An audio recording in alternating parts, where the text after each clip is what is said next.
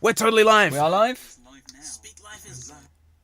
Yes. Man, this is Brilliant. worrying. Hey, hello everybody. Hello. Yeah. How My are name's you doing? Glen Scrivener, My name's Paul Feasy.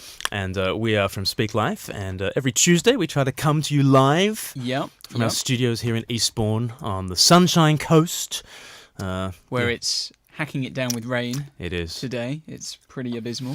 So I've been appreciating the Sunshine Coast quite a bit because I've been up in St Andrews in Scotland, Oh, yes. which never has 4 degrees seemed so cold. 4 degrees is coldish, but 4 degrees is like minus 20 Yep. when you experience it with the wind chill factor and everything else going on at St Andrews. Yeah. So what were you doing up there? For those of us who don't know, Yeah, so I was up there with a university Christian can I union. check? Are you absolutely sure we're live now? Let's just go with it. Because, I mean, my screen's not telling me that anything's happening. No, as it we're stands. definitely going live. You sure? Otherwise, why would you talk to me? Is that unless I there's just something? feel there may be people sitting there going, Yeah, nothing's happening. yeah. But Well, if they're not watching, listening, you'd learn from me, Paul. Yeah. We would connect. We would have a conversation. I would have got lots from it. And that would be all worth it. Undoubtedly. Tim Vasby Burney says, trying to find time to watch these Peterson videos is hard work. I can see and hear you, says Tim VB. Hello. Excellent, that's good to know. We're Thank you very much. just to clarify, if I seem a little distracted, it's not because Glen is uninteresting. It is, in addition to me being uninteresting. Yeah, it's a whole double whammy that I am running all the gear as well as trying to actually engage my brain as well. We're getting ready for being Andy Brinkley-less. Yeah. And to be Brinkless is to be rudderless. He is going on sabbatical. He's been with Speak Life for 17 years, 18 years. Andy, write a comment on Facebook and tell us how long you've been with us. But he's not watching. He said he's not going to watch. He's not going to watch. No, because he didn't want to disrupt the stream by using the bandwidth. Man, if things go wrong, what are we going to do? Well, we have to shout. We just have to shout very loud from our soundproof room. Man, Naomi XL says, hello, I'm watching. That's hello, good. Naomi. Hey, Naomi. Mark Chenery, you're live. No, you're live. In many ways, aren't we all live? And yet, anyway. Anyway, we're talking about St Andrews. So you've Yes. been up in St Andrews. Yes. And actually, both of us have been north of the border Yes, we're over the last couple of weeks. Glasgow. Glasgow or Glasgow. Yes. Yeah, absolutely. So we've been off at the University Mission Week. So University of Glasgow and then University of St Andrews. Glen and I were both at Glasgow, weren't we? Which was the week before last. And then you went up to, you spent the day in Dundee. I spent first. the weekend in Dundee, Yeah. which is meant to be the sunniest place in Scotland. Does that not bode well? For the This rest is one of those, Scotland? the sunniest place in Scotland.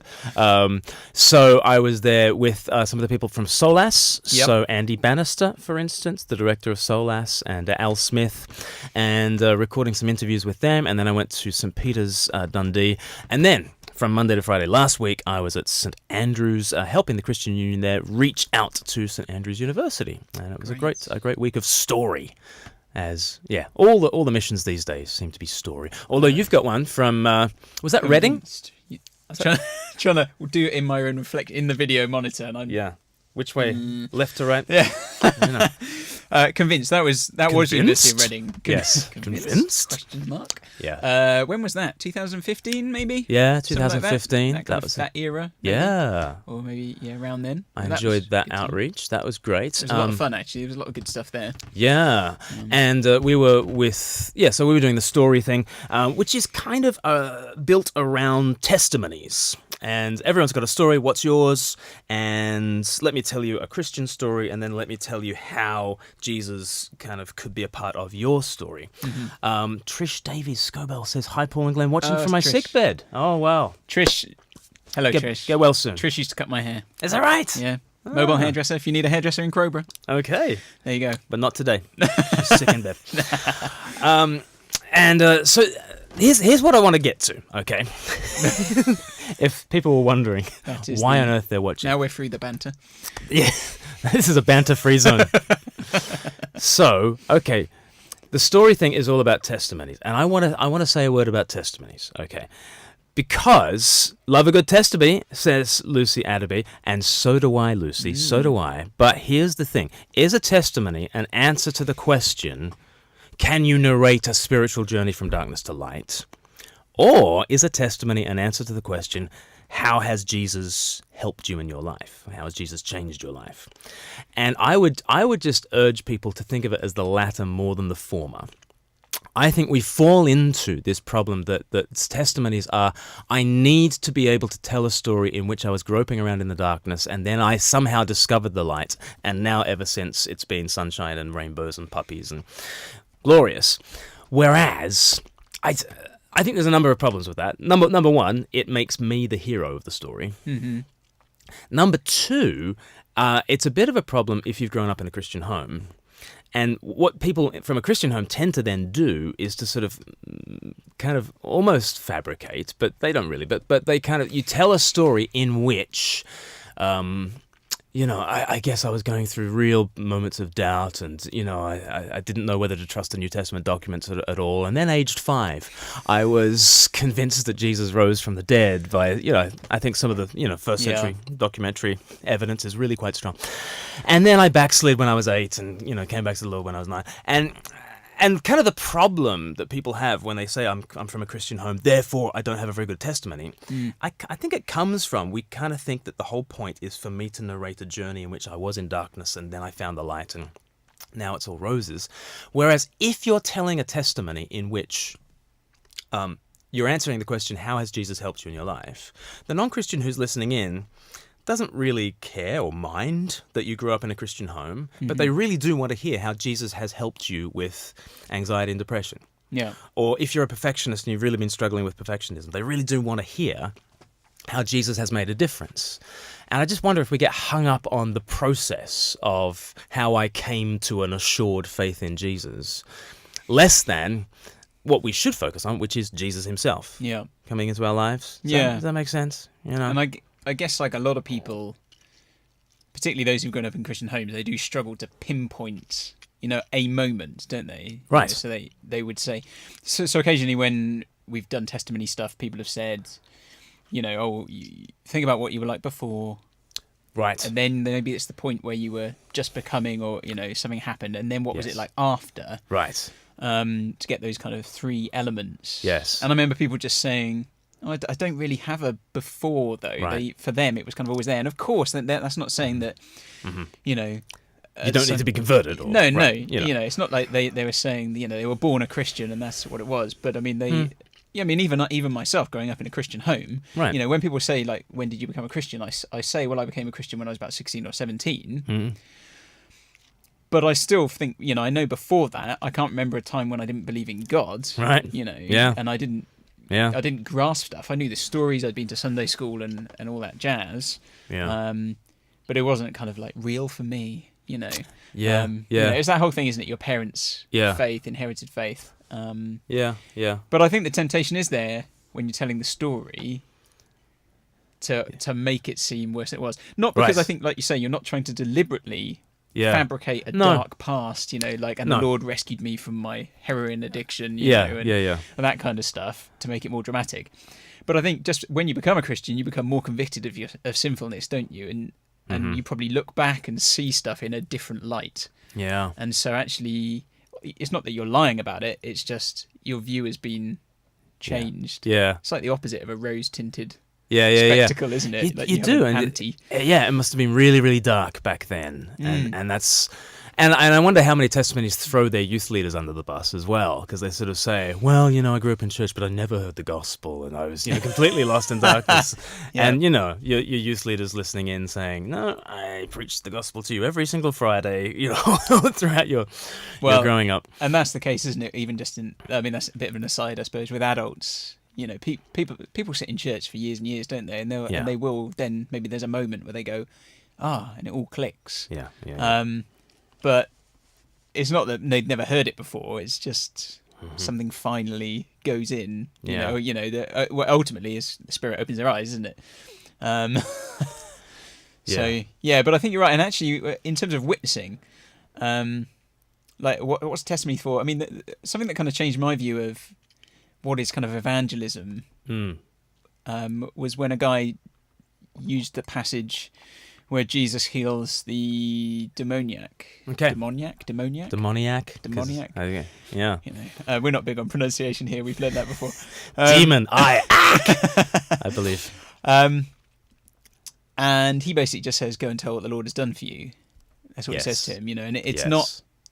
Yes. It's not a kind of particularly Right. regimented. Right. Well, that is, maybe it's a slightly different angle because it certainly wasn't. Please go and present six Quite a boxes," dramatic story. you know? Yeah. But I mean, it was a different way of thinking about what does it mean to be a witness. Yeah. And I think we often think of being a witness in the sense of laying out a kind of gospel outline.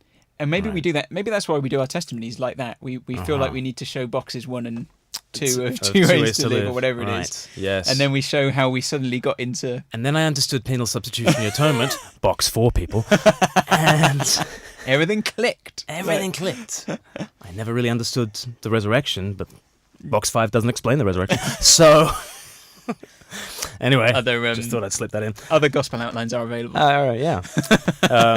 In 3, 2, 1. But Lucy Adderby has just said, I became a Christian in my mid-40s. Does that make my testimony more relevant to non-believers? And like, in one sense, I think it connects with people who might themselves be in their mid-40s and they're not yet a believer. And so they can say, you know, in you, they can see what it might look for them to Yep. trust in Jesus. But I think a testimony from someone who's grown up in a Christian home all their life, and yet, you know, perhaps they're in their mid-40s and they're wrestling with whatever. They're wrestling with family troubles, they're wrestling with a bullying boss, they're wrestling with something in the workplace or whatever. And they can just say, listen, Jesus has helped me to forgive that person. At that point, when they're telling that testimony of how Jesus has helped them in life, it doesn't matter how that person came to trust in Jesus. What really matters is Jesus and how Jesus has met them in the darkness. And I just wonder, you know, if all our testimonies are all about how I have struggled through the darkness and found the light, rather than in the darkness Jesus has come, you know, and we get hung up on the steps I took by which conversion happened, as opposed to just Jesus himself, you know. And it's kind of like we front load, we emphasize being born again more than the one in whom we are born again in, right? Right. Yeah. Okay. You know, Yeah. like, here are the steps I took in which to have a spiritual encounter. You know, Yeah. But I mean, there's still just thinking back to that question of someone being converted in their 40s. You know, I mean, when you have people, you know, let's imagine you did have a bunch of people just getting up and saying, raised in a Christian home, raised in a Christian home, raised in a Christian home. which was this last week. Yeah. In St Andrews. It's good it's also good to have that other side of, you know, because some people will say, oh, well, people are just Christians because they were brought up like that. Right. And actually, Right. you know, actually those stories of people in their 40s just kind of flies in the face, doesn't it, of that.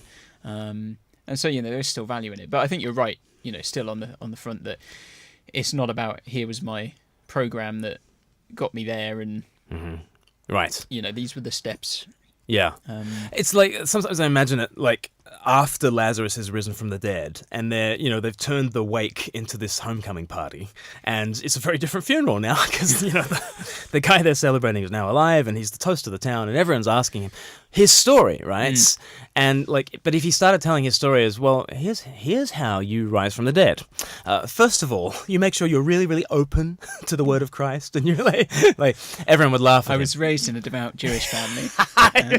I was raised in a cold, dark tomb as well. Isn't that interesting? Yeah, that's my testimony. It's not that I was raised in a Christian home. I was raised from the dead, and so his testimony is not really about how he discovered Jesus. His testimony is just. Do you think, you know, on the flip side, that if we have a focus on saying, oh, and, you know, here's the difference Jesus makes in my life, you know, do you think there's an accusation possibly from people that people will just go, well, when you talk about Jesus, it's obvious that he's just a crutch for you in these areas of your life. Right. So, you know, Jesus makes, you know, when life's hard, it's nice to know somebody's there, or, you know, you're just scared of your mortality and, yes, you know, yeah, is that a possible accusation back? yeah, but that that possibility is there no matter what style of testimony you give, and at that point I just want to say, he's more than a crutch, he's a life support system, and like go back to Lazarus, Jesus is just a crutch for you, Lazarus. It's like, I might need a bit more than a crutch. It's interesting. Last week, David Bennett gave his testimony, and in the comments of this livecast on Facebook, there is a link to David Bennett's testimony. Now, David Bennett's testimony is very, very different. So he did not grow up in a believing home, and he was massively into the gay scene in Sydney. He was like one of the organisers of Gay Pride in Sydney, and then was kind of met by the love of God in a pub, and someone just boldly shared Jesus with him, and he had an encounter with God. And his story is like spectacular, And you might think that, okay, so David's story is spectacular, and therefore every person raised in a Christian home has a massively worse kind of Christian testimony. Not the case, because actually on a couple of the evenings there were people who just got really real about depression and anxiety, and then one girl got really real about... So people giving their testimonies. In the evening, telling their Christian story, and even though they'd grown up in a Christian home, it was massively impactful because they were just real about where they were now, and Jesus can meet them in something that is understandable by everybody, which is whatever, depression or anxiety, perfectionism, or, And actually, that's the point of connection, not really the steps to which you ascend. And that came out a little bit in Glasgow as well. Particularly on one of the, I think it was a music cafe evening. There were two girls who played some music and then spoke a little bit about their own battles with mental health stuff. But I suppose it's what connects with the listener. Yes. And I think the large majority of people who are not Christians are probably not sitting thinking to themselves, worried about their sin problem, right, and their relationship with God, right. But there are lots of things in their life which need help, causing them issues, or need help. Yes. And so actually speaking into that. Now that's not to say, we're not throwing the baby out with the bathwater here. We're not saying, therefore, we don't need to talk about sin or the language like of that. sin. No, not at all. We're not saying that. But we just need to recognise the world we live in, I suppose, that we're speaking into. And particularly, even if you use the word sin anyway, what does that mean to an outsider? Translate it. Yeah. And if it does mean anything, they probably just think it's bad behaviour, which of course we'd probably want to push away from a little bit as well and go a bit deeper. So it's like Francis Spufford's kind of definition of sin, which I can't say at this time of the day, but it's the human potential to mess things up, shall we say. Right. That's his definition of sin. And when he talks about sin in his book Unapologetic, it's very much in the context of his human relationship with the woman that he loves, and how is it that he hurts the woman that he loves the most. And the more he tries to fix that problem, the deeper the wound goes, and then they stick the knife in even deeper and they try to get, and so he contextualizes sin very well, just in the context of just telling his own life story and talking about the problems. And it's just about pulling that thread and saying, if that's what's come out of you, just imagine what the source is down in the human heart. Like this festering, Yeah, exactly. So that's my word. That's my word to you. On the issue of testimonies, testimonies are wonderful, but it's not so much can you narrate a spiritual journey from darkness to light. It's how has Jesus met you in the darkness. So that it's not so much about how you get born again as the Jesus in whom you are born again. Anyway, there we go. Here endeth the lesson. Here endeth the lesson on what's... Point to Jesus. Point to Jesus. And if you're the praying type, keep on praying for follow-up to those who came to Glasgow Uni Mission and to St Andrew's Uni Mission. Dozens and dozens of people doing follow-up. So let's pray that they encounter Christ. Great. So that's what's new at Speak Life. We also talk about what's news. Yeah. And lots of tragic stuff in the news, which we don't feel we can do justice to, really. we all know what we're talking about, but we thought we would talk about more popular culture items in the news, and something that I love listening to and something you love listening to.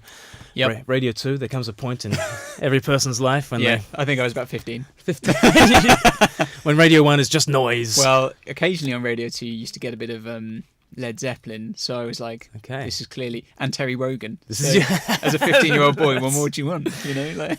So you've loved Simon Mayo's Confessions for a while. Well, to be honest, only since I started working here and driving home, yes, it just happened to be at the right time to hear them. I don't think I'd come across it before. Yeah. So, but yeah, there was one I just happened to mention this morning that I don't even know how we got into it, but I was saying I was driving home last night and I heard a confession. Yes.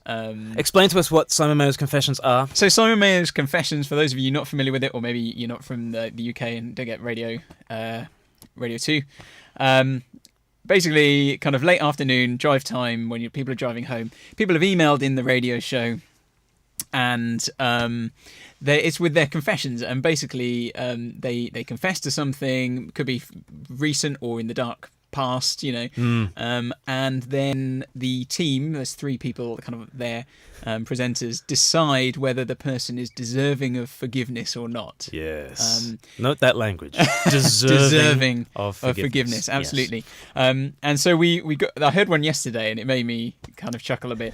And we're going to play it for you in a second. And the kind of build up to it, I think, I can't remember where we started on the clip, but the guy's called Barry. Barry, not his real name, I think. Not his real name. And he's confessing to something that he happened did on December the 17th. December the 17th last year, so 2 months 2017, ago. so it's very recent. Yes. And shall I roll this then? Yeah, let's roll it. Let's see if we can make this work. For you. It would. Yeah. Father Simon and the Restorers of Righteousness. That's pretty good, isn't it? My tale happened on December the 17th, just last year. Oh, good. Even better. So this is pretty fresh. Yeah. My wife and I were expecting our third child, and it was imminent. Wasn't entirely expected, this new baby, so I was working very hard trying to make as many shifts as possible, especially doing night work as I received double time. I also got paid some sleep time. Fortunately, my manager understood my situation and was happy for me to work the extra hours.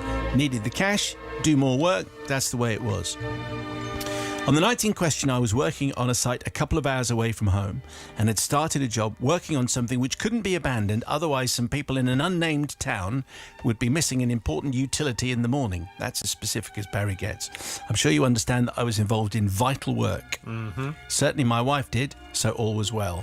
I'm with you. Bobby's looking suspicious. No, I'm with you. I'm thinking, which one? It was at this moment, as my important work is taking all my attention, that the unborn baby decides to begin its arrival into the world. My wife rings, but knowing I couldn't get back anytime soon, I said I'll just finish the job and I'll rush back as quickly as I can. She was a little bit nervous, but was able to hold on. That's what she said. I sounded as reassuring as possible, as I could hear she was anxious, but my words worked their magic. By the time I got back, she'd probably be ready to go into hospital. That's what I thought.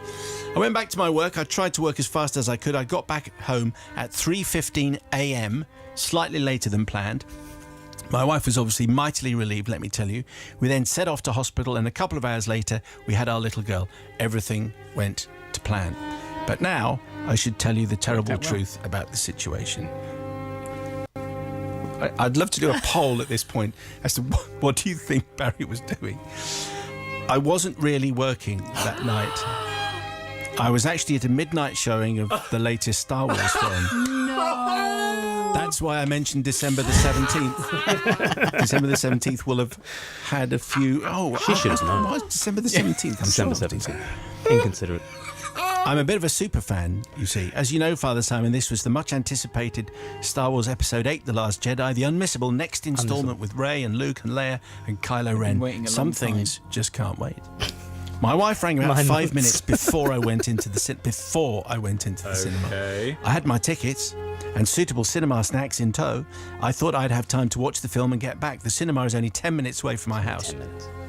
I would have told my wife the truth, but I feared that she would have told me to immediately return home. Really? Yeah, I think she probably would. For fear that she could go into labour, and I really, really, really needed to watch this film. I thought it was actually unlikely that she'd go into labour that quickly. So Now I need to ask forgiveness, though.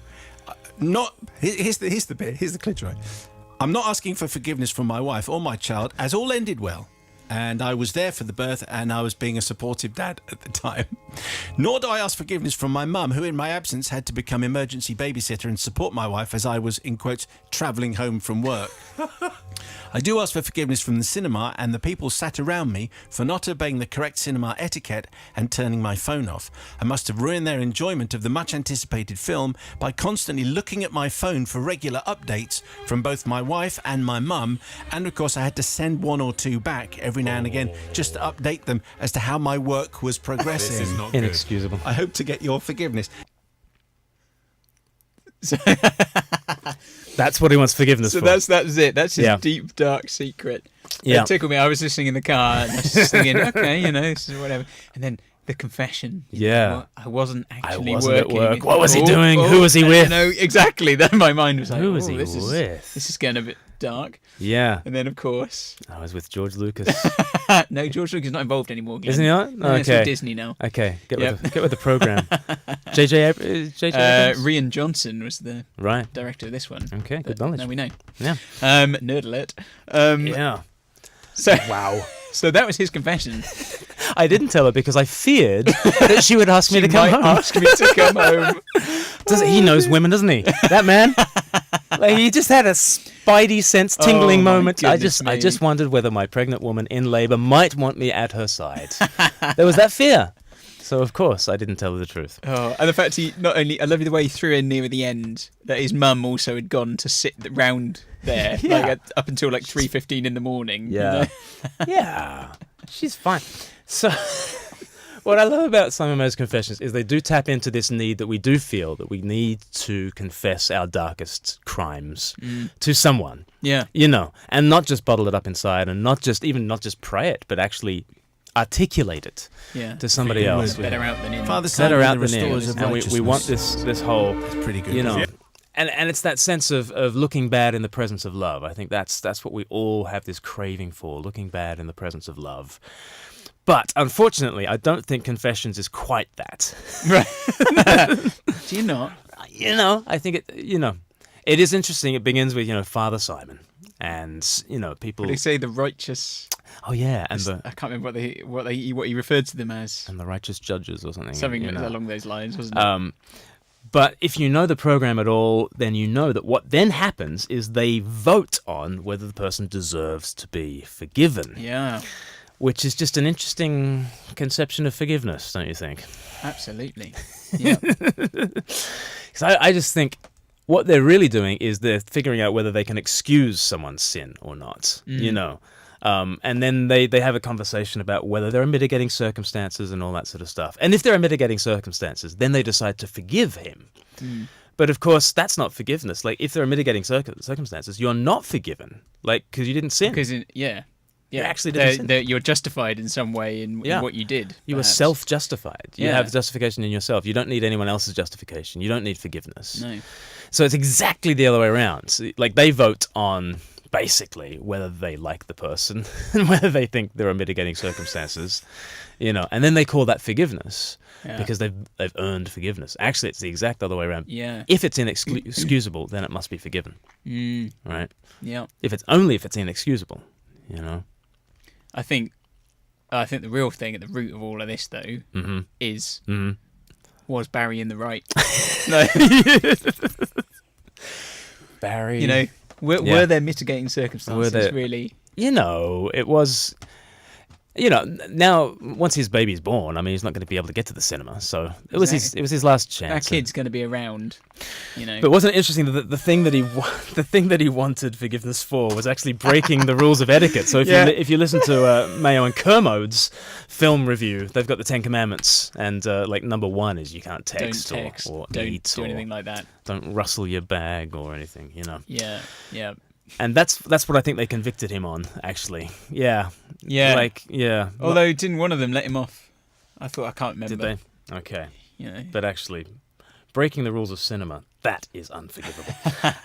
So that's one bit of popular culture. Simon Mayo's Confessions. Yep. Another bit of popular culture that's sort of floated into my news streams. Jordan Peterson, we just can't stop talking about him.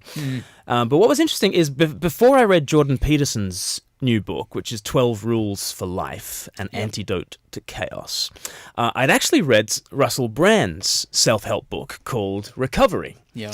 Now, what's interesting about Russell Brand and Jordan Peterson is that they are both very popular on YouTube. One as a comedian, one as a psychologist. And I think isn't it interesting that actually they've ended up in the role of preacher.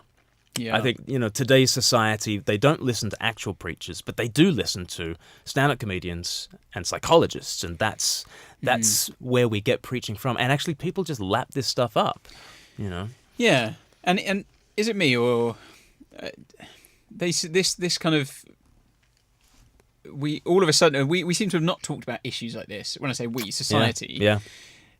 for a long, long time, and yet Right. all of a sudden there are these people very much in the forefront. Right. Jordan Peterson's right there, and obviously we've talked about him before. Russell Brand suddenly, kind of coming into view, Yeah. talking in this way rather than just doing comedy Stand stuff. up. Yeah. He's been doing his truths thing for a while. and, But it suddenly seems to be as if it's much more in Right. the public eye, at the Right. forefront of things. Yeah. That society is talking about these things a bit more Yeah. than we were before. And Yeah. There's a I don't hunger. know. There's a hunger that's not being fed anywhere else. Yeah, and maybe it is the case that as we see various parts of society that we've held high for so long crumbling a little bit, Mm-hmm. so all the stuff we talked about with the sexual revolution and Right. obviously all the scandals with that at the moment, and there is of course there's lots of other things going on Yeah. in the news as well at the moment. Yeah. People And- are going. Yeah. People are kind of maybe reevaluating and just going, Yeah. where do we stand on these things? Are there different Right. voices Right. to be heard? And actually, go to the States and it's Jimmy Kimmel, standing up, and he's making all sorts of points about healthcare and gun control and that sort of thing. And Jim Jeffries, an Australian stand-up, Yep. his little thing on gun control Yeah. is like the sermon on Yeah. gun control, and it's the thing that people kind of listen to, and it's powerful, Yeah. So isn't it? Yeah, it's interesting. Maybe it's just that the church has not been preaching. There's a vacuum, and stand up and psychology is sort of rushing into the vacuum. Yeah. Um, Worrying, isn't it? That well, the church, just like the church has Right. had nothing to say, basically. right. And I mean, I don't know what, I can't speak for the church all around the world, but definitely in this country, it feels like the church's thing has not been to be a kind of prophetic voice Right. to our nation, but Right. rather to be like, how can we just cozy up with the nation Right. so that they don't all turn on us? And Yeah. And one of the phrases that Russell Brand used about Jordan Peterson in his interview that came out this week was that Jordan Peterson is part of the intellectual dark web. right, People like Dave Rubin and Jordan Peterson and Ben Shapiro and a whole bunch of people who have like millions I was going of to say and subscribers. David Crowder, but the Stephen And Crowder. Stephen David Crowder. Crowder's the word leader, isn't he? Yeah, Stephen Crowder, people like that who've got literally millions of views, and actually most of their videos are like 3-hour-long lectures and rants and Which is incredible, particularly because, obviously we've started doing the YouTube thing, and some of our discussions were, when we were starting out, yeah, about making videos. yeah, If someone shares Yeah. a video with me and it's any more than about 4 minutes, I'm Yeah. just like, I can't be bothered. Forget I've got that. time. But people will Right. sit and watch 3 hours yes, of somebody Yeah. talking about. So, I mean, I've sat through a couple of Jordan Peterson's bits. Right. I'm not saying I understand half of what he says. Yeah, that's right. But it makes me feel like a big boy. yeah, exactly. But Exactly. you sit there and you think suddenly 2 hours has gone by and there's interesting Q&A and Yeah. you kind of go, oh, there's a lot of ideas in here. Substance. Yeah. Yeah. It's food for thought, even if you don't sit Yeah. there and go, Yeah. this guy is absolutely on the money. Right. And what's interesting about both Brand and Peterson is that they quote scripture quite a bit. And Russell Brand talks about getting in touch with Jesus and a Christ consciousness and stuff like that because of his experience with first drug addiction and then sex addiction. And so the 12 steps have been massive in his recovery. That's the name of his self-help book from last year, Recovery. And actually, the higher power that the 12 steps are all about. He is happy to he'll go to Krishna, he'll go to Buddha, but he'll go to Christ, and he'll quote from the scriptures.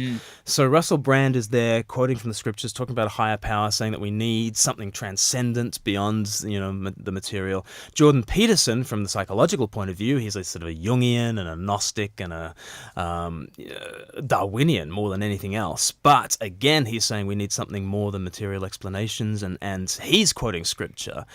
In every chapter of his book, 12 Rules for Life, he's quoting scripture. And actually, in his book, when he does quote scripture, it's like, oh wow, that is meaty. That is that has wisdom to it. Yeah. So here we've got Russell Brand speaking very positively about Christ and Christianity in a very broad sense. Jordan Peterson speaking about the scriptures, doing whole long lectures on the scriptures. They've both written these self-help books, and what's interesting about both of them is that they've got a very low anthropology. Right? They've got very low expectations for what people are like, right? Yep. So Jordan Peterson kind of goes straight to Solzhenitsyn and just says, yep, when you're in the gulag, realize that it's probably your fault. Right?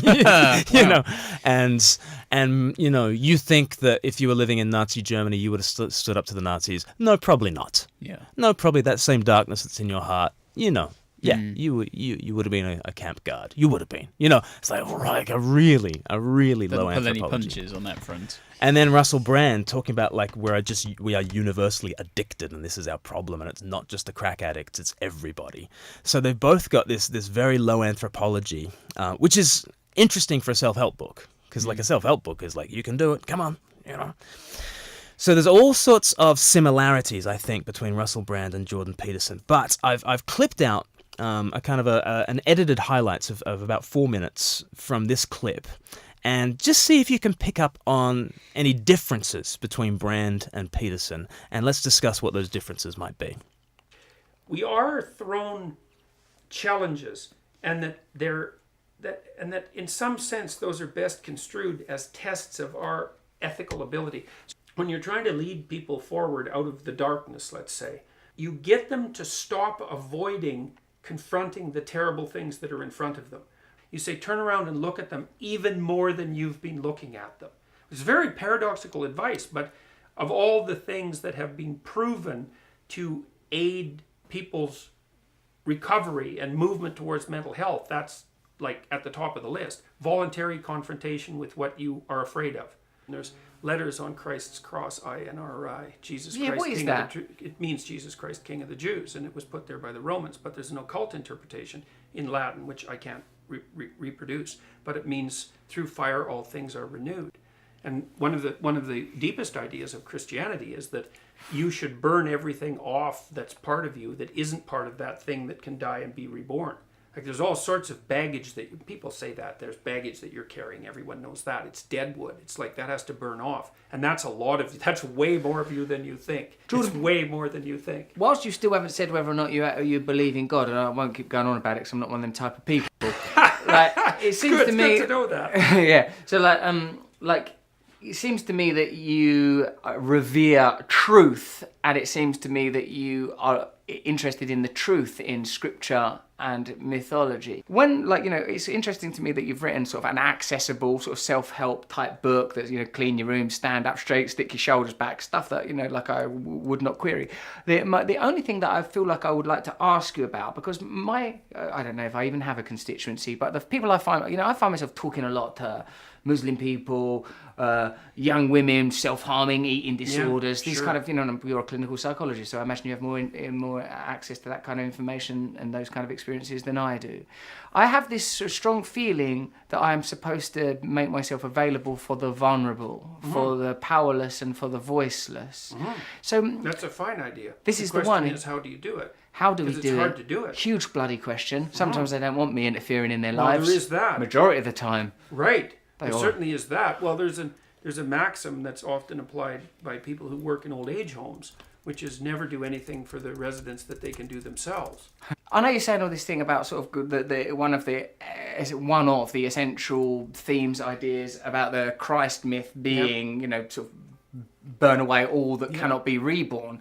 But bloody hell, mate, in the actual language, all he bangs on about is kindness, kindness, love, love, kindness, kindness, love, Not love. in Revelation. Not in Revelation. He's a judge in Revelation. What? And you're still taking that as what books beyond the Gospels? You're still taking as the word of Christ. Well, I'm taking them as part of the entire corpus of the story. I mean, the reason that Jung thought Revelation was appended to the Bible was because the Christ in the Gospels was erred too much, in a sense, on the side of mercy and not enough on the side of judgment. Because here's discernment why. is important. There's a technical reason, though. It's like, We don't want a judgmental Jesus. well, you don't have a choice, because if you have an ideal, it's a judge. Like, you have an ideal, and there might be an ideal that you have of you. It's simultaneously your judge, because you fall short of it. There's 100,000 ways to do things wrong and only one way to do them right, or maybe only 5 ways of doing them right. But you know that in your own life, is that there's an infinite number of snares that you can tangle yourself up in. And to find that pathway where everything is balanced, that requires continual discernment and attention. And so you can't have an ideal without it being a judge, and you can't live properly without discernment. But that doesn't mean compassion, and compassion isn't relevant. It doesn't mean that at all. So I think there it might become a little bit more clear, kind of the difference between Brand and Peterson. I think Brand has been met in a very dark place, in a place of addiction, a place where he has needed a higher power who doesn't just stand over him and say, stand up straight with your shoulders back, which is fascinating. Chapter 1 of Peterson's book is rule number 1 for life: stand up straight with your shoulders back. Okay, step 1 in the 12-step process, which is chapter 1 of Russell Brand's book, is I haven't got it in front of me, but it is, we came to see that we were powerless to control our own lives and needed a higher power over us, right? So it couldn't be more different, really. Stand up straight with your shoulders back, or realize you are utterly powerless in this moment. Yeah. Which is an extraordinary thing for the 12 steps. I mean, the 12 steps are profoundly Christian, and they've come out of a Christian setting, and they have helped people all over the world with addiction, but they start not with stand up straight with your shoulders back. It's not sort yourself out. It's really not. It's an admission of powerlessness. Right. Because if you've become addicted to something and it's absolutely ruined your life, then being told you're the solution, it's like, Yeah. And that's part of the problem in addiction is you go to your problem as though it's the solution. You think you can fix it by. So what I find about Brand's book is that it's just a lot more realistic about our humanity and the messed upness of it. While Peterson really does kind of put the knife in about the darkness and the shadow side of you and me, I actually find that it's Brand that has a sense of there's a rescuer. Mm-hmm. And I just wonder with Jordan Peterson, and yes, he does have so many, young men, 20,000 young men writing to him saying, you've changed my life. And I just wonder, though, like 10 years on, like when people have tried to climb and tried to do it themselves, are they going to hear that there's a rescuer for when they fail? Yeah. I'm just trying to think and just evaluate for myself, like, as I think about those two, like, which seems the more appealing. Right. To me, as I think about those two positions.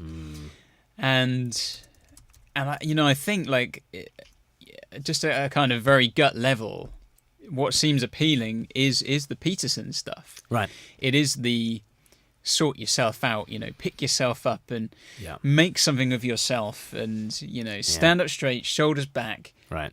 Do something. Clean up your room. Clean your room, get on with it and do something. And I think there's an element of there's loads of things in society, lots of issues to do with genders and bits like that. But there is a sense, I think, in which it's not very popular to say, is it? But there are issues for men. That men are just struggling in various ways Right. because they don't really know what to do. Right. And so there's something about Peterson's thing that basically just says, look, what's his thing, isn't it? What's his word he uses? Bucko, isn't it? You know, he's like, come on, Bucko. He's just like, Right. get up, sort yourself out. And there's an Yeah. element. It's basically 12 big man ups, isn't it? Be more You know? lobster. Yeah. Yeah. Yeah, be more like a lobster. And there's something very appealing about. I think men can get behind that. That's probably Yeah. why they like it. There's something about taking control and getting Yeah. back in the seat and doing something with your life. Yeah. You know, it's a bit like when if you've got nothing to drive you, you just don't do anything, do you? You Right. Right. You need things. Yeah. And there's that element of saying, right, come on, get back in control, do something. Yeah. But like you say, what happens then when you hit a point where you realise Yeah. Yeah. maybe you can get maybe it will change your life a bit Yeah. initially, Yeah. but you're going to hit a point where it Yeah. doesn't always work or it falls down and Yeah. Yeah. you're still looking for that Yeah. other thing. Yeah. So Peterson's got this one chapter on do what is meaningful, not what is expedient, and that's absolutely right. In that, the law is holy, righteous, and good. Like that's what Romans calls the law. And I think Jordan Peterson is Mr. Law, and he is right. It's holy, righteous, and good, and we should do what is right and not what is expedient. And he finishes that chapter, and I was listening to it on Audible, and he's in tears. Like his voice is cracking up. He's breaking down in tears because he really believes this stuff, and there's that passion, and that's like so beautiful about Jordan Peterson. But I just think, how do you get to that stage? And I think you need to, step 1 of the 12 steps. We admitted that we were powerless over alcohol, that our lives had become unmanageable. And I think there's got to be a beginning there that, Peterson kind of says, look, compassion is great if you're a 6-month-old, right? And all you need is compassion. But I just wonder if spiritually that is what we are, right? Right, yeah. Spiritually we're not self-sufficient. And spiritually I need the love of a parent who's just going to, give of themselves to me, and I can't stand up straight with my shoulders back yet, right? Give me some grace, give me some compassion. So just, both of them need Christ, Yeah, ultimately. Both Peterson and Russell Brand need Christ. And actually, a guy who we've had on the podcast before, Ben Virgo, has actually prayed with Russell Brand. I remember you saying. He took him was it around London type tour, wasn't he it? took him Some around tour? a church in London, St Botolph's Aldersgate, and Russell Brand at the end of the whole thing said, "Right, so is this when we pray?" I was like, "Yeah, all right, let's pray." There you go. Maybe he's not that far from the kingdom. Yeah, You never know. I think people who get in touch with their addictions and who say we're powerless over these things, our lives have become unmanageable, we've come to believe that a power greater than ourselves could restore us to sanity. Those are the first 2 steps. Like, there you're dealing with people with reality, and obviously we need to name the higher power properly. But very interesting, I found, anyway. So that's, we'll both keep our eyes peeled. Looking at Russell Brand, a comedian who's a preacher. Jordan Peterson, a psychologist who is a preacher. We've got loads to learn from them, actually, as preachers. But praise God, we've got the gospel that actually preaches. And just one thing in the back of my head as we talk about these kind of things, I just have a suspicion there'll be a few people who maybe watch us talking about these things. Yep. And kind of will be feeling a little bit like, stop being so bothered about, these very worldly things. Yep. And I think just if you're a Christian and you're looking at Jordan Peterson or Russell Brand or any of those kind of people who are being quite vocal in these areas at the moment, and feeling like maybe we're being a bit too influenced by that, I think my response is just say, actually, this is where the world is at. I think because there are millions of people tuning in to hear these people and watch these things. Their views, obviously they're not, completely Christian views, but there are like fragments of grace in there and pictures of fallenness as well. Right. And people are talking about this. Right. People at the water cooler at work. Yeah. And I suppose that's kind of why that's why it interests me. I mean, I find it fascinating anyway, but it interests me that it's now in the public sphere very much so. Right. People who you wouldn't have expected to be engaging with these kind of people and ideas are now Right. engaging with it. Right. And I think that's important for us, therefore, as Christians to be engaging with these things. Mm. Because the reality is, we think about how do I be a witness? 9 times out of 10, people do not turn around to you at work and just say, I really never understood how the cross works. Yes. Please give me your Yeah. lowdown. Those conversations don't tend to happen, but people do say, "Oh, Yeah. have you seen that video that's going round? Yeah, yeah, Have yeah. you seen that guy? Have you heard what thing he said?" Yeah. Yeah. And it is those water cooler moments. Yeah. And so I actually think it's important for us to engage with culture. Yeah. And we're not- to withdraw from it. Yeah, exactly. And we're not engaging with any other self-help books because I wouldn't spend the time on any Your other best life self. now. Your best life now, which purports to be Christian, right? It's precisely because they've got such a realistic anthropology in which there is a shadow side that will, addict you and send you straight to hell. I mean, Peterson mentions hell more than most preachers. And isn't it fascinating? I mean, just a very simple way in off the back of stuff, isn't it? Is if people are watching this and saying, "Oh, I'm watching these guys," and I'm kind of going, "Yeah, that's true." I would just feel well, yeah, but the Bible's been saying that for Yeah, right. 2,000 years, Yeah. or 3,000, Yeah. Old Testament scriptures as well. Yeah. As a Christian, Yeah. there's a lot of stuff about their anthropology where you just go, well, yeah. Yeah, their diagnosis of the problem is spot on. Yeah, But do they have a solution? Well, here's a solution, Yeah. And here's Jesus. Yeah, exactly. So I think it's exciting, actually, after what has felt in the public sphere a very kind of barren Yeah. area to, religion and all kinds of things like Yeah. that was off limits. Yeah. And now for it to be talked about in such a... Oh, it's so bold. I mean, there was a Peterson video I came across yesterday, which is just like him saying, well, how on earth have we got to this stage where we've got hookup culture? Why are people like going to bed with each other after one date? That's ridiculous. That is wrong. And pornography is wrong. Yeah. And, why are people doing with one another sexually things that they would not narrate or name or articulate using words, but they're doing it to one another physically? That's wrong. And it's like, okay, well... It's been a long time since anyone's been allowed to say anything's wrong, isn't but, it? It's quite controversial these days. But we feel like you need permission for it, and maybe like he's the kick up the backside to say, no, you don't need permission, just say it. Say it and see where the chips fall, Yeah.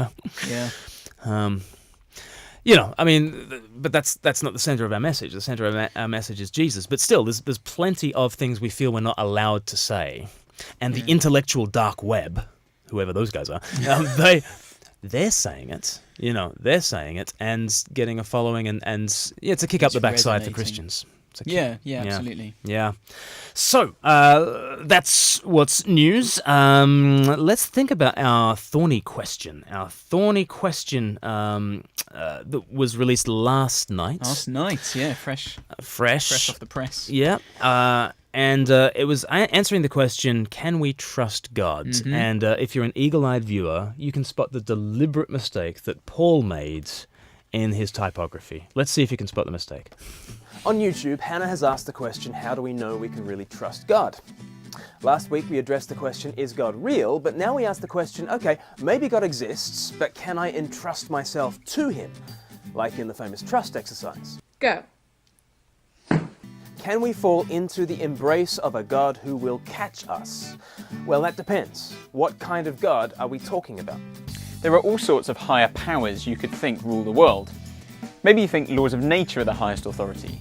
They ultimately call the shots in the universe. Or you think biological necessity is the highest power.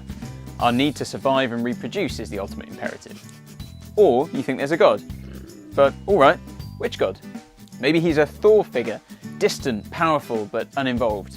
At best, he's ready to hurl a thunderbolt. Can you trust any of these gods? It all depends on which God we're talking about. Imagine you were convinced by last week that there is a God over and above this world. You might think, well, direct me to the manager because I wish to make a complaint. I asked for a room with a view. Well, may I ask what you were expecting to see out of a Torquay hotel bedroom window? Sydney Opera House, perhaps? The hanging gardens of Babylon? Herds of wildebeest sweeping majestically? When you look at the state of this world, and when you discover there is a manager in charge, why wouldn't you complain? So, did you spot the error? I spotted the error. I certainly spotted the error. You know, the most frustrating thing No, you is... didn't spot the error. That's Yeah, all right. you wanted to spell All right. it biological necessity. Oh, man.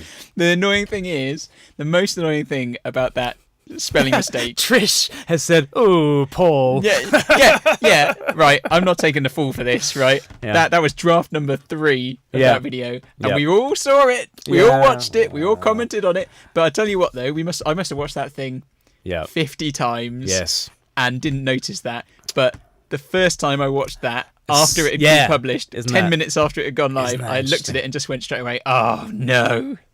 Paul's literally been kicking himself ever since that moment. Like every now and again in the corner, he's I just feel going, I genuinely, because bad spelling is like a real bugbear of mine. Really? Like Yeah. and I feel Yeah. genuinely dirty and ashamed of myself. Like, what have I become? And you're wearing the same hoodie as was on there. So there's two causes for shame there. Yeah, I admit I've got a problem and I need help. You need help. You're powerless over spelling, and you require My life. Jesus to help you. So, can we trust God? Please do feel free to check that out. We've put a link in the comments on this Facebook Live, and if you're listening on the podcast, you will have a link in the show notes. But what's basically our approach there, Paul? To can we believe? Can we trust God? I'm Yeah. still reeling from my spelling mistake. Paul was mid cameraman operations. Yep. Yeah. Can we trust God? I'll be honest, you've blanked me now. Which You've God? put me on the spot. Which God? Which Yeah, that was God? it. That's the thing, man. That's the answer to all my questions. Yeah. Well, I mean, what we come down to in the end, don't we, is, like you say, it's that which God thing. And Not so WITCH God, but I mean that's probably how you would spell it, Paul. But WHICH. sad times. Which God? So we come down then to be talking about the Jesus God. That's Right. the thing, isn't it? So the question is, when people say, a bit like when they say, "Oh, I don't believe in God," and people say, "Well, hang on, which God don't you believe in?" And then they describe a God, and you go, "Oh, I don't believe in that God either." You wouldn't be able to trust that God. Right. So you say, when you say, "Can you trust God?" What is your picture of God and what you think God is like? Yeah. And we've got the clip, haven't we, from Christopher Hitchens? Yes. Where he describes what his image of God is like, and basically says, why would you want a God like this? He would be like a celestial North Korea. That's his Right. phrase, isn't it? Which is a lovely kind of soundbite. And he says, no one but a slave would want that, would desire that. But actually, we then just examine the thing, examining what is God actually like. And we come back to Jesus, and the Jesus God is the phrase you picked up from the Iranian lady, Yeah. and say, is Jesus the God who we can trust? Can we fall in? The question is, can we fall into his arms? Right. And, And we actually, look at his. there's only one God who's actually got arms wide open. Yeah, Like, yeah. exactly. And he's the one who falls Right. for us. Right. And no one catches him. Yeah, Yeah. yeah. And I think like one of the things to do with that question is to figure out that we're all already kind of embracing something. We're all already trusting in something. All already relying that something is there, whether it's biological necessity or necessity, as it should be spelled. Man, I'll spell some words for you in a minute. what's that mean? Just you wait. That's a meaningless dad threat if ever I've heard one. It's like, we all already have a view of ultimate reality that we think, is what makes the world, tick. Is it physical causes? Is it biological causes? Or is it God, which God? And then actually with all those options as to like what it is we're actually standing on, resting in, none of those options have actually shown up to be trustworthy. None of those have shown up with arms wide open to embrace us. Thor hasn't, and natural selection hasn't, and the cosmological constant hasn't. Actually, the only ultimate reality you can trust is Jesus. So next week we're going to think about this question: what do I do with my doubts? And next week we're going to have a look in Thorny Questions about how everyone's actually, even when you doubt something, it's because you believe something else. So we've all got faith claims, we've all got trust statements, we're all resting on something, even as we think we're being so very skeptical. Yeah. And then, but the good news is we've actually got a trustworthy God who is underneath us as we look at the world, because no other God has entered into this world, taken responsibility for this world, died for this world, have their arms wide open for this world, bled for this world, and risen up again for this world to offer us a future with him forever. Like, there just is no other object of trust that's out there. So it's not just, can you trust God? Actually, you can't trust anything else. Yeah. And we talked, don't we, about the promises, promises of God, which again is very different to. Right. I mean, there are no promises in. Right. It's not a personal thing with your biological.